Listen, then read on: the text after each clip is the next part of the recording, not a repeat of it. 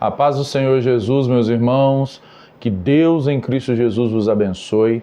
Estamos aqui para mais uma lição de Escola Bíblica Dominical.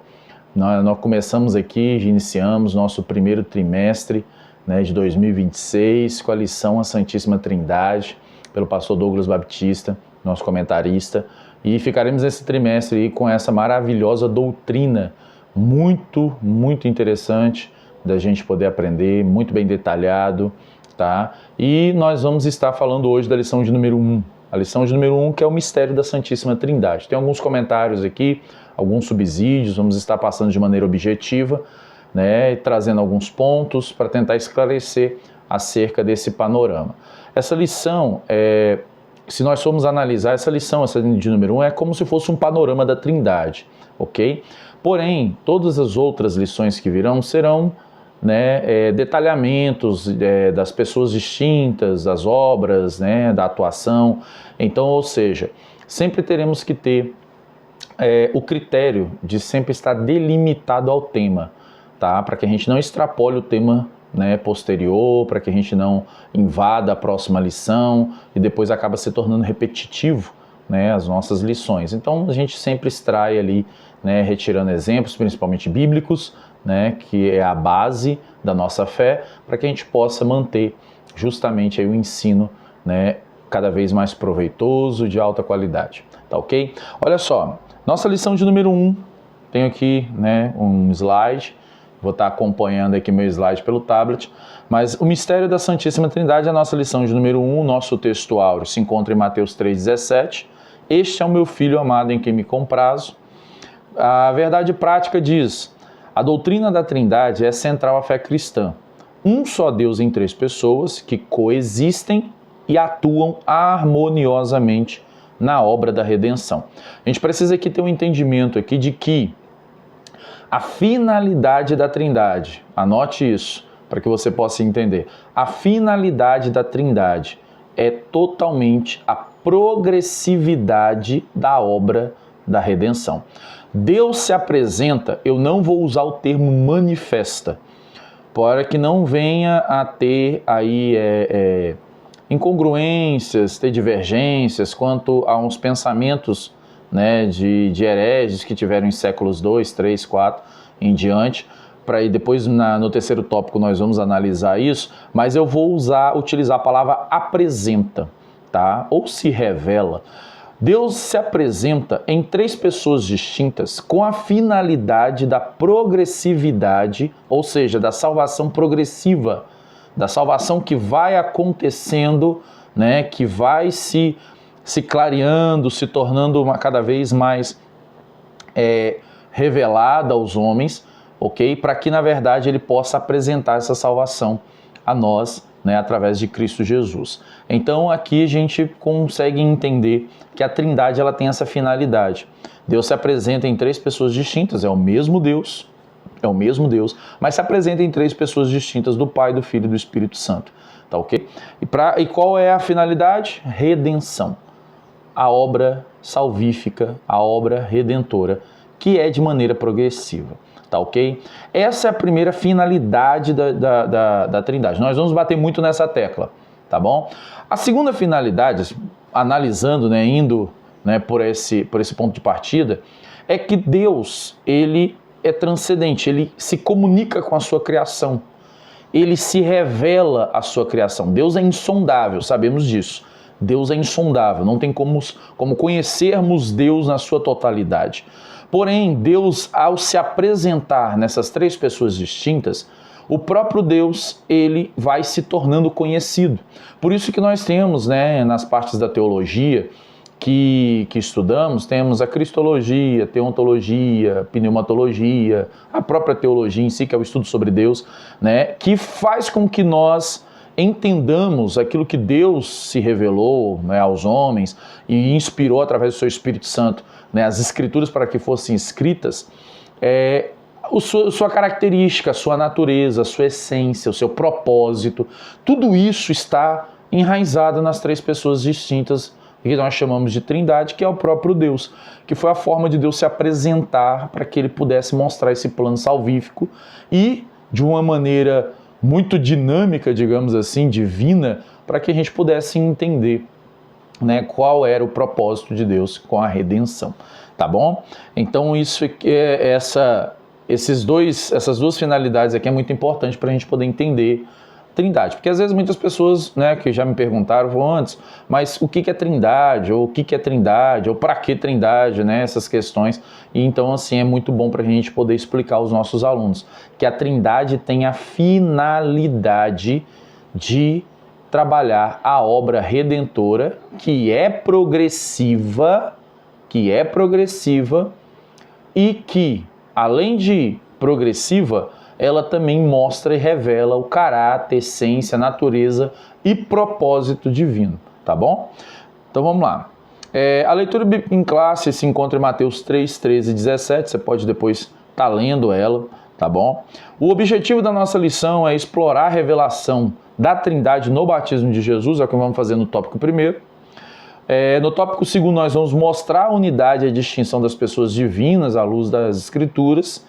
E o tópico 3, nós vamos enfatizar a importância da doutrina trinitária ou da Trindade para a fé cristã. A nossa palavra-chave é Trindade. Uma observação que eu vou ter que antes de começarmos a introdução da nossa lição é que a origem do termo Trindade, essa palavra Trindade não tem na Bíblia, tá? Não tem nas Escrituras. Porém, esse termo ele originou ali no século II depois de Cristo, por Teófilo de Antioquia, e desde então passou-se a ser utilizado, né, na teologia como Trindade, como a palavra Trindade se referindo ao Deus triuno, né, ao Deus que se apresenta em três pessoas distintas, mas é único, é um só Deus, que fala do Pai, do Filho e do Espírito Santo, que são as três pessoas distintas de um mesmo Deus, tá? Um único Deus. E esse termo passou a ser utilizado pelos cristãos e pela igreja. A forma de exegese também, para a gente poder entender, tem um texto em 1 João 5,7, depois nós vamos analisar ele com mais afinco, mas ele geralmente está nas versões de Almeida Revista Corrigida e Almeida Revista Atualizada. Ele vai estar assim: porque três são os que testificam no céu, o Pai, a Palavra e o Espírito Santo, e estes três são um. Por que eu estou falando? Talvez você não vai ver ele na lição. Por quê? Porque é um termo que na NAA, na NVI, NVT, eles não têm da mesma forma que está aqui na Almeida Revista Corrigida e na Almeida Revista Atualizada. Alguns vão dizer que foram textos colocados lá para poder afirmarem a doutrina da Trindade, enfim, né? Então vai ter um monte de teses dizendo que eram bíblicos e não bíblicos, enfim. Mas, na verdade, esse texto eu me baseio muito porque a ARA, a Almeida Revista Atualizada, ela é uma versão muito respeitada no Brasil. Então ela é uma versão de muito respeito no meio acadêmico, né, no meio teológico. Então acredito que por esse texto estar lá, então na verdade, ele de fato ele faz parte da inspiração do cânon bíblico, certo? Então ele é um texto que você pode utilizar como um bater de martelo aí para as questões da Trindade. Mas ao longo da lição você verá também, nós veremos que a Trindade está em todos os textos bíblicos praticamente. Tudo que se fala e que se envolve redenção, né, salvação, nós vemos ali a Trindade, tá? Então nós vamos analisar isso aqui mais à frente, tá bom? Precisamos ter um outro entendimento antes de entrarmos aqui na introdução, é que o Pai não é o Filho e o Filho não é o Pai. O Pai não é o Espírito Santo e nem o Espírito Santo é o Pai, e o Espírito Santo não é o Filho, nem o Filho é o Espírito Santo. Cada um tem sua função, cada um tem sua distinção dentro né, das pessoas distintas da Trindade. Cada um tem o seu objetivo, cada um tem sua finalidade para, né, trabalhar de maneira harmoniosa nesse projeto, né, esse progresso e essa progressão da redenção, tá bom? Então isso aqui é para a gente poder entender. Os três, né, é o próprio Deus. Cada um aqui, o Pai, o Filho e o Espírito Santo, é Deus, certo? O Pai é Deus, o Filho é Deus, o Espírito Santo é Deus. Não cada um é um Deus, mas eles são, né, eles, na verdade, é o próprio Deus. Não são, eles né? Parece que está errado. Não está errado. Eles é o próprio Deus. Entende? Então, ou seja, o Pai é Deus, o Filho é o próprio Deus, o Espírito Santo é o próprio Deus, eles só estão apresentados de maneira distinta por causa do objetivo da redenção, tá bom? A introdução aqui, no batismo de Jesus, as três pessoas da Trindade se manifestam. Nós vemos isso em Mateus 3, versículo 16 e 17, tem na nossa leitura bíblica em classe. Mas aqui ele vai falar, o Filho batizado, o Espírito Santo desce como pomba, né, sobre o Filho, e o Pai fala dos céus. Aqui a gente vê a expressão, né, da Trindade tranquilamente, tá bom? Tranquilamente. Então olha só, quando a gente analisa aqui o Filho sendo batizado, né, ele chega no Jordão, João Batista está ali, certo? Ele até fala que, na verdade, ele queria se recusar a batizar Jesus, né, porque ele não é digno, né, de batizar Jesus, ele deveria ser batizado por ele, mas Jesus fala, não, faça isso para que se cumpra, na verdade, toda a justiça. Tá ok? Então aí quando Jesus é batizado, vem o Espírito de Deus, desce sobre ele como pomba. O próprio João vai dizer que ele testificou vendo o Espírito de Deus, né, descer sobre o Filho. E o Pai fala com grande voz do textuário que nós vemos, esse é meu Filho, em quem me compraz, que está em Mateus 3,17. Tá bom? Então aqui a gente vê uma sólida prova da Trindade, das três apresentações aqui, das apresentações das três pessoas distintas de Deus, dentro da Trindade de maneira harmoniosa. Nós temos outros textos, nós vamos analisar outros textos também, tá bom? Nosso tópico primeiro aqui, ele fala o seguinte, ele vai falar da revelação trinitária, ou da Trindade, que trinitário é o mesmo que Trindade, da Trindade no batismo de Jesus. Primeiro tópico, nós vemos o batismo do Filho, a obediência de Cristo. Jesus se sujeitou, obedeceu e cumpriu a lei, mesmo sem pecado algum. Presta atenção, João ele vai dizer que o batismo dele é para arrependimento. Ele batiza com água, que é para arrependimento, mas virá alguém após ele que vos batizará com o Espírito Santo e com fogo. Entenda, não é porque Jesus precisava batizar porque tinha pecado. Pelo contrário, se nós formos ver aqui 2 Coríntios 5:21, nós vamos ver que ele não tinha pecado e se fez pecado, né? Hebreus 4:15, né? Ele vai dizer que ele era o sumo sacerdote, foi tentado, como nós fomos tentado em tudo, mas sem pecado. Então, ou seja, Jesus não tinha pecado, ok? Ele não tinha pecado, porém ele precisava cumprir a lei e os profetas, a justiça, cumprir tudo aquilo que estava descrito. Ele diz isso em Mateus capítulo 5, versículo 17. Eu não vim abolir, eu não vim destruir, mas eu vim cumprir a lei e os profetas. Entende? Então ele veio cumprir toda a justiça. Então ele mesmo diz para João, não faça-se assim para que se cumpra toda a justiça. A intenção do filho aqui é a obediência, a sujeição. A função do filho é ser sujeito ao pai. A função dele dentro da Trindade, das questões harmoniosas da Trindade, nos seus aspectos, né, na sua apresentação, né, de pessoas distintas, é que o Pai é aquele que dá os mandamentos, dá as ordenanças, dá as diretrizes, e o Filho é o que cumpre, certo? O Espírito Santo é o que capacita, o Espírito Santo é o que trabalha, é o que lapida tudo ali, né? O Espírito Santo é o que é o penhor, o garantedor, o mantenedor, mas o Filho é o que cumpre, o Filho é o que é sujeito, o Filho é o que obedece. Se nós formos ver outros textos que nós vamos ver aqui mais à frente, textos de Isaías, você vai ver sobre o servo, sobre o ramo de Jessé, né, ou a raiz de Jessé, depende da epígrafe, né, que está lá em Isaías. Você vai ver ele falar sobre a questão de seu filho gerado, né, de seu servo, aquele que faz a vontade de Deus. O próprio Jesus vai dizer, né, que a minha comida e bebida é fazer a vontade de meu Pai. Então, ou seja, o filho, dentro dessa apresentação das pessoas distintas, o filho é aquele que obedece, é aquele que se sujeita, aquele que vem como servo, tanto que um dos aspectos dos evangelhos sinóticos de Marcos é enfatizar que Jesus é o servo, entende? É o Jesus servo. Olha só, nós temos aqui também, temos um texto, esse é o ponto 1, você pode utilizar o texto de Mateus 3,6, 2 Coríntios 5,21, Hebreus 4,15, Mateus 5,17, Filipenses 2,8. Filipenses 2,8 vai dizer que ele foi obediente até a morte e morte de cruz. Jesus obedeceu tudo em relação ao Pai. Tudo, absolutamente tudo. Basicamente, quando você vai ver Jesus, ele até fala isso em Lázaro, ele vai pedir ao Pai, né, para que... orar pelas questões, por causa de Lázaro, pela ressurreição, ele vai agradecer ao pão ao Pai, ele vai conversar, sempre ele está em diálogo com o Pai. Por quê? Porque dá-se a entender que é o Pai que dá as diretrizes e o Filho é o que se sujeita, O Filho é o que cumpre, tá ok?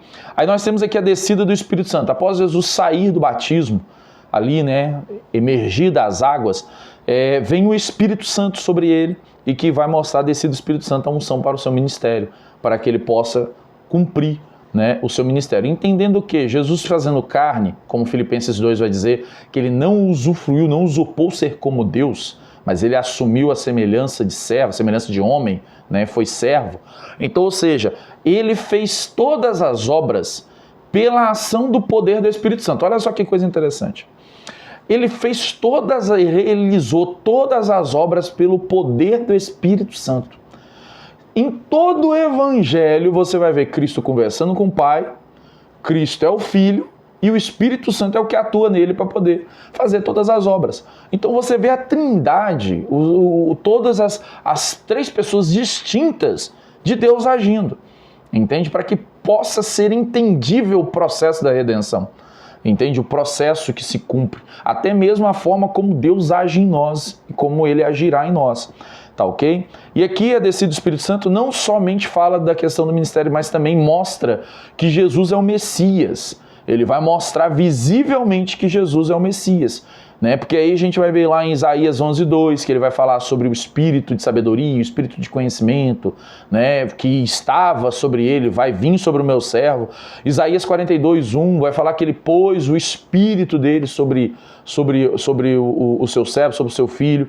Isaías 61, ele mesmo vai falar que ele foi ungido pelo Senhor, pelo Espírito do Senhor, pelo Espírito de Deus. Então, para cumprir essas obras, mais uma vez, olha só para você ver, o próprio Jesus cita isso em Lucas 4:18-21.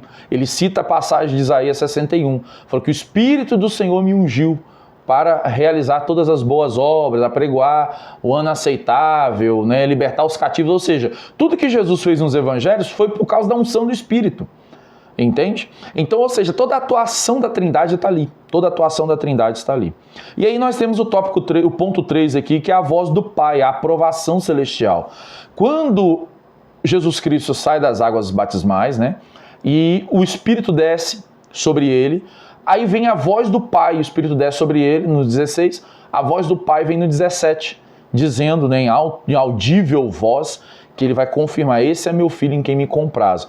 Aqui o comentarista coloca assim, o Pai fala de forma audível e confirma o Filho e o Messias, né? A voz não inaugura sua filiação, isso aqui é interessante, mas o proclama diante da humanidade, ou seja, confirmando a encarnação do Verbo.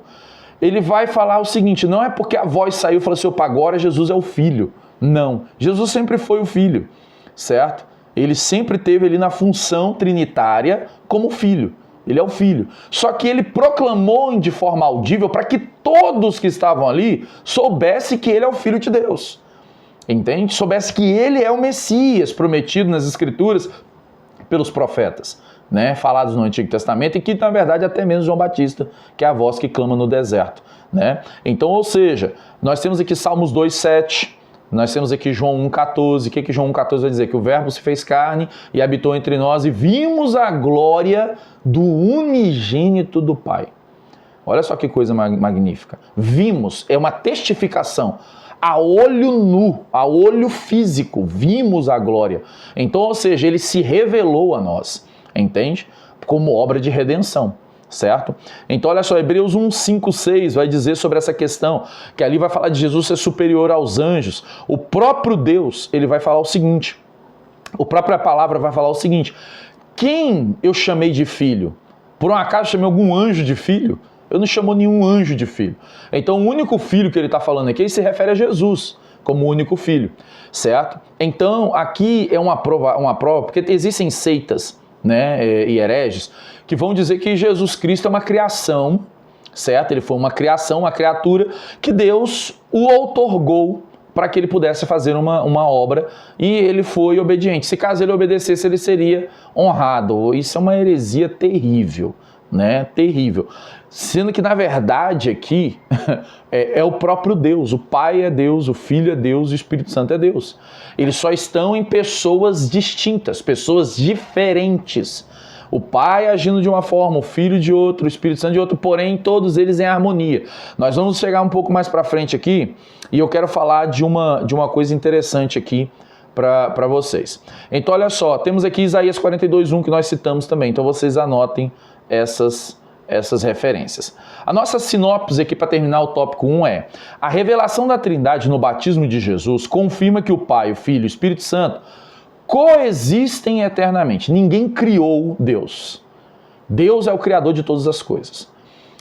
O Pai é Deus, o Filho é Deus, o Espírito Santo é Deus. Ah, mas Jesus é Deus, porque uma das maiores incógnitas e dúvidas e perguntas e que geraram grandes polêmicas nos tempos da igreja primitiva, dos patriarcas, após a igreja primitiva, foi a questão seguinte, foi a natureza de Jesus como humano.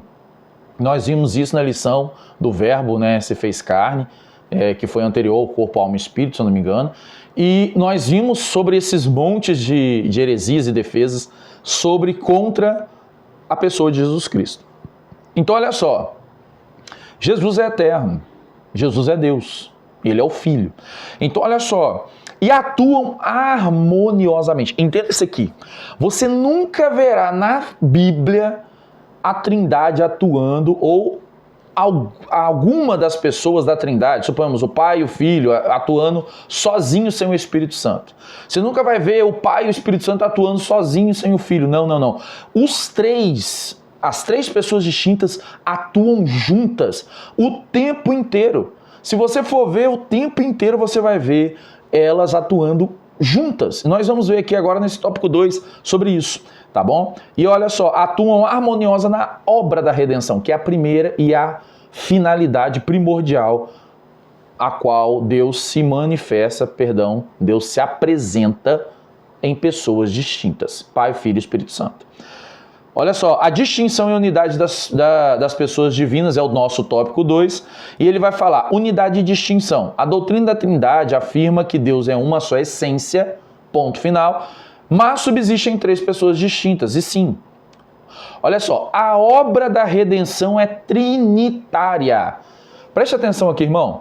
A obra da redenção é trinitária. A obra da redenção não é só o Pai fazendo, não é só o Filho fazendo, não é só o Espírito Santo fazendo. A obra da redenção são essas três pessoas distintas fazendo, porque é o próprio Deus. É o próprio Deus. Olha só, o comentarista diz, o Pai planeja e elege, ele vai dizer isso lá em Efésios 1, 3, 4, mas se você for ler Efésios 1, do 3 ao 14, você vai ver o Pai, o Filho e o Espírito Santo. Entende? Você vai ver o Pai elegendo, o Filho redimindo, perdoando pecados e o Espírito Santo selando e mantendo e garantindo a salvação. Então, isso aqui você vai ver. Depois você lê Efésios 1, do versículo 1 até o 14. O Filho executa a obra expiatória. Olha que coisa magnífica. João 3,16. Talvez tem pessoas que nunca viram a Trindade em João 3,16, mas a Trindade está lá em João 3,16. O Pai, Filho e Espírito Santo está lá. Olha só, Deus amou o mundo de uma tal maneira que deu seu Filho unigênito. Quem tem um filho é o Pai. Quem deu o filho é o Pai. O Pai gerou o Filho. Então, Pai e Filho. Que deu seu Filho unigênito para que todo aquele que nele crê não pereça, mas tenha vida. Quem dá a vida eterna? O Espírito Santo. Romanos 8,2 vai dizer que ele é Espírito de vida. Paulo vai dizer que ele vivifica, assim como Cristo morreu e ressuscitou, o Espírito de vida ressuscitou Jesus, assim se nós estivermos com ele, ele também ressuscitará nós. Ou seja, ele está falando do Espírito de vida, é o Espírito que dá a eternidade. Então ali em João 3,16 você vê essa expressão. Agora, o Espírito Santo aplica os benefícios da salvação, nós vemos em Tito 3,5 que ele vai falar sobre a regeneração, lavados pelo Espírito, lavados na regeneração, ou seja, do novo nascimento. O Espírito Santo trabalha esse novo nascimento. Deus é uno, Deus é único, Deus é um em essência e triuno em pessoa, tá? Deus é único, Ele é um só. Ele mesmo diz em Isaías, eu sou o único Deus, não há outro além de mim. E outra, Ele se apresenta em três pessoas distintas, tá bom? Aí nós vemos aqui 2 pontos. A pluralidade na unidade do Antigo Testamento, tá? Que ele vai falar o seguinte, aqui a Trindade, o termo Trindade, ou na verdade a ação da Trindade, ela é um pouco mais implícita. Não tão explícita e clara como no Novo Testamento. Presta atenção aqui. Quando ele fala da pluralidade e da unidade, ele está falando, lembra daqueles textos igual assim, façamos o homem nossa imagem e semelhança, Gênesis 1:26? Pois é, ele está ali falando, façamos o homem a nossa imagem e semelhança. Ele está conversando com as suas três pessoas distintas, mas é o único Deus, entende? Trabalhando a questão do plano salvífico, redentor, o homem, enfim. Quando ele está falando ali em Gênesis 1:1, que no princípio criou Deus os céus e terra, esse Deus aqui, Elohim, ou Eloá, né? Elohá, né? No termo original do grego, né? Que representa um Deus no plural, certo? Mas na verdade, justamente por causa desse façamos, mas quando chega no termo baran, ou baran, no hebraico, que quer dizer criou, ele está no singular. Então, ou seja, né? É como aquilo que eu disse anteriormente, o Pai, o Filho e o Espírito Santo não são, ele é Deus. Pai, Filho e Espírito Santo, os três os três não são, entende? Porque os três não é uma pluralidade, não é mais de um Deus, os três é um Deus somente, entende? Então aqui a gente precisa ter esse entendimento, que esses três esses três não são Deus, eles Deus, entende? Então essa é a expressão exata. Por isso que ele fala dessa pluralidade nos termos do façamos. Igual Gênesis 11, quando ele vai falar da Torre de Babel, que ele vai falar assim, desçamos e confundamos. Olha só para você ver, eles estão agindo, né? As três apresentações, as pessoas distintas estão agindo, mas é o mesmo Deus, ok? Desçamos e confundamos, né? Essa é a expressão. Agora, nós vemos aqui no tópico 3, de maneira explícita no Novo Testamento, a questão da Trindade, a questão do Pai, Filho e Espírito Santo. A Trindade é explícita no Novo Testamento. Olha só, a Trindade não é vista como três deuses, mas como três pessoas e um único Deus, né? Na fórmula batismal, o nome, né, indica uma só essência, seguida por três pessoas distintas. O que é essa forma batismal? O que Jesus disse lá para os seus discípulos em Mateus 28:19? Portanto, ide e ensinai todas as nações, batizando-as em nome do Pai. Ele não falou nos nomes do Pai e do Filho, em nome do Pai, do Filho e do Espírito Santo. Entende? Esses nomes são os aspectos, porque ele está falando de ide, ensine, propague as nações sobre os ensinamentos, sobre a boa nova. E quando fala da boa nova, fala de quê? Redenção. A Trindade está trabalhando no plano salvífico de redenção. Você está entendendo isso aqui? Então, ou seja, ela trabalhando nesse plano salvífico de redenção, ela está atuando nesse progresso salvífico do homem. Nesse aspecto, como eles se apresentam, né, distintos as três pessoas estão trabalhando dentro do plano de redenção harmoniosamente. Então, olha só, na bênção apostólica ele também fala, né? A participação das três pessoas divinas na obra da salvação é evidenciada, olha só, 1 Pedro 1:2, eleito segundo a presciência de Deus Pai, em santificação do Espírito, para obediência à aspersão do sangue de Jesus Cristo. Olha só para você ver, você não tem trindade aqui. Entende? Então, ou seja, quando se fala de redenção, nunca se esqueça disso, principalmente nesse trimestre, sobre a questão da Trindade. A Trindade, a finalidade da Trindade está totalmente trelada à redenção. Se você não falar de Trindade com o aspecto redentor, somente com o aspecto argumentativo, um aspecto que tenta destruir argumentos contra a Trindade, você jamais vai conseguir chegar num senso de entendimento do que seja Trindade. Porque a Trindade, na verdade, existem sim seitas, né, e hereges que vão falar da Trindade, assim como fala de toda a Bíblia, entende? Porém, o foco aqui não é entrar nessas discussões, porque na verdade o foco da lição é falar e ensinar sobre a Santíssima Trindade, sua obra, sua essência e sua natureza. Entende? Então aqui o foco é bíblico, é mostrar o que está na Bíblia. O que eles estão falando para lá ou para cá, apesar que vão ter algumas coisas aqui, igual no tópico 3, tudo bem, a gente vai passar aqui só para poder enfatizar as verdades bíblicas, mas não para a gente poder ficar pegando muito tempo, né, nessas questões das heresias, tá bom? Então, o foco aqui é mostrar a Trindade para todas as pessoas. Olha só, 1 Pedro 1:2, tá aqui o Deus Pai, o Espírito Santo e o sangue de Jesus Cristo. Então, ou seja, tá aqui a Trindade. Né? O Espírito Senhor e Deus Pai reflete a estrutura trinitária da divindade. Efésios 4, do 4 ao 6. Há um só corpo, em um só Espírito, como também foste chamados, em uma só esperança de vocação, um só Senhor, uma só fé, um só batismo, um só Deus e Pai de todos, o qual é sobre todos, Pai, por todos, Filho, em todos, o Espírito Santo. Entende? A Trindade está aqui. O Pai sobre todos. O Filho é por todos. O Espírito é em todos. Então a gente, né, consegue entender, porque o Pai é aquele que está sobre todas as coisas, certo? O Filho é o mediador. O Espírito é o intercessor. É aquele que está em nós, a qual nós somos templo dele. Tá ok? Sinopse 2 aqui, para nós terminarmos o ponto 2. A unidade e a distinção das pessoas divinas mostram que a Trindade não é 3 deuses, mas um só Deus em essência, revelado. Isso aqui é interessante.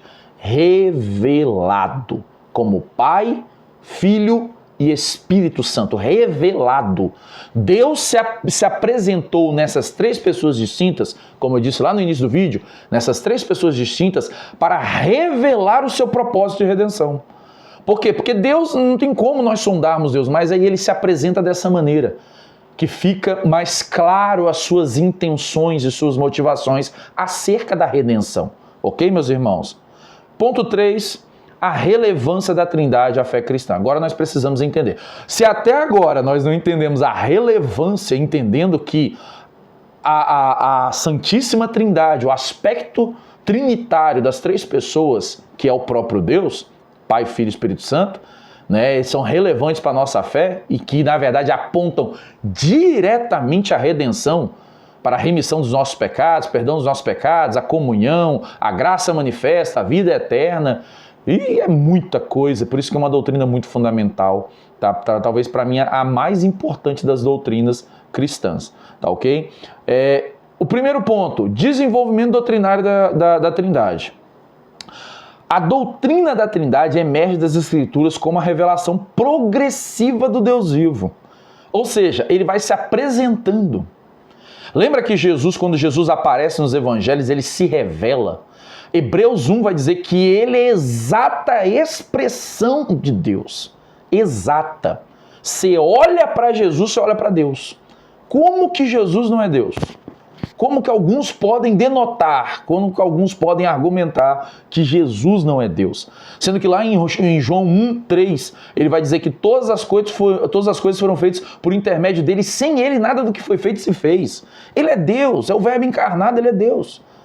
Então, ou seja, a gente precisa ter esses argumentos na hora da nossa aula, tá? Olha só, aprendemos que o Pai, eterno e não gerado, é a fonte. O Filho é gerado do Pai, e o Espírito Santo procede do Pai e do Filho. O cristão ora ao Pai por meio do Filho no poder do Espírito Santo. Ok? Nós vamos ao Pai. Lembra que Jesus diz em João 14? Eu sou caminho, verdade e vida, e ninguém vem ao Pai se não for, olha só, mediação. Mediação, tá? E quando ele fala de vida também, fala do Espírito, tá? Quando ele fala de verdade, fala do Filho. Quando ele fala de caminho, ele fala do Pai que traçou todo o caminho, todo o trajeto progressivo, de revelação progressiva. A Trindade está em todo lugar, tá? Então, olha só, ele vai citar aqui Efésios 2, 13 e 18, o 13 e o 18. Mas agora em Cristo Jesus, vós que antes estáveis longe, já pelo sangue de Cristo chegaste perto. Porque por ele ambos temos acesso ao Pai em um mesmo Espírito. Mais uma vez ele citou a Trindade. Por meio de quem que nós estamos perto? Jesus Cristo. Porque ambos temos acesso a quem? Ao Pai. Pelo mesmo que? Em um mesmo que? Espírito. E esse Espírito está com M maiúsculo, é o Espírito Santo. Então aqui ele cita mais uma vez a Trindade. Tá ok? E o terceiro ponto para nós finalizarmos nossa lição. a relevância da Trindade para a fé cristã. Implicações doutrinárias. Aqui ele vai falar de três principais argumentos, que tentavam derrubar a questão trinitária. O triteísmo, que é justamente a crença de acreditar que Deus era, que na verdade os três aspectos de distinção da Trindade eram três deuses, o Pai era Deus, o Filho era Deus, o Espírito Santo era Deus, né? Mas na verdade nós vemos aqui 1 Coríntios 8:6, vai dizer o quê? Todavia para nós há um só Deus, o Pai, de quem é tudo e para quem nós vivemos, e um só Senhor, Jesus Cristo, pelo qual são todas as coisas e nós por ele. Então, ou seja, ele cita o Pai, cita o Filho, tá? Cita o Espírito, que também está aqui porque o Espírito é de Deus, é do próprio Deus. Então, há um só Deus. E ponto final. Entende? O que está acontecendo aqui nos aspectos aqui, que aparece Filho, Pai, Espírito, são aspectos da redenção a qual Deus quis se revelar progressivamente. O unitarismo afirma que somente o Pai é Deus, negando a divindade de Cristo e do Espírito Santo, falando que Deus é o Pai, certo? E ponto final, tá bom? Mas na verdade está errado, porque olha só, João 1 vai dizer, no princípio era o verbo estava com Deus e o verbo era... Como que vai negar que Jesus não era Deus? Como eu falei aqui em João 1:3, né? Todas as coisas foram feitas por intermédio dele, sem ele nada que foi feito se fez, ok? Não tem como negar que Jesus é Deus, que o Pai é Deus e que o Espírito Santo é Deus. É impossível, tá bom? E o unicismo, que é o modalismo, como alguns vão dizer, ensina que Deus se manifesta em três formas sucessíveis. Isso aqui, é por isso que eu não quis usar a palavra manifesta. Por causa disso aqui. Porque às vezes a gente fala que Deus se manifestou como Filho, ou Deus se manifestou como Espírito. É como se fosse uma personalidade. Ah, agora eu estou como Filho. Opa, agora eu estou como Espírito. Opa, agora eu estou como Pai. Sendo que, na verdade, quando os textos bíblicos aparecem, eles aparecem simultaneamente. Entende isso aqui? Opa, agora como eu estou Filho, não estou como Espírito. Opa, se eu estou como Espírito, não estou como Filho. Se eu estou como Pai, não estou como Filho nem como Espírito. Está totalmente errado. Todas as vezes que aparece nas Escrituras a ação da Trindade, né, explícita ou implícita, da maneira que nós conseguimos enxergar que a Trindade aqui nos aspectos, eles aparecerão as três pessoas distintas harmoniosamente, não separadamente. Isso aqui você precisa entender que, mais uma vez, eu bato nessa tecla, bato o martelo nessa tecla. A obra redentora, ela acontece com o Deus Trino, tá ok? O Pai, o Filho e o Espírito Santo, nunca sem os três, nunca. Nunca nas Escrituras você vai ver a ausência de algum deles, nunca. Porque senão a gente tá... E olha que tem gente que acaba fazendo isso, senão a gente vai estar defendendo o modalismo. Opa, Deus agora está como Pai, agora ele se apresentou como Pai. Não, agora é o Filho. Ou seja, tem a ausência do Espírito e a ausência do Pai. Não existe isso. Os três estão presentes lá. Entende? Eles estão presentes lá. Quando às vezes vai acontecer de mostrar cada questão, cada aspecto de cada um, é porque na verdade é para poder se tornar entendível o processo e a progressividade da redenção. Para que se torne o quê? Para que entre o quê? O entendimento. Porque a intenção de Deus, gente, Deus é muito maravilhoso. A intenção de Deus em se apresentar nesses três aspectos é para que nós, seres humanos, entendêssemos o que ele está fazendo.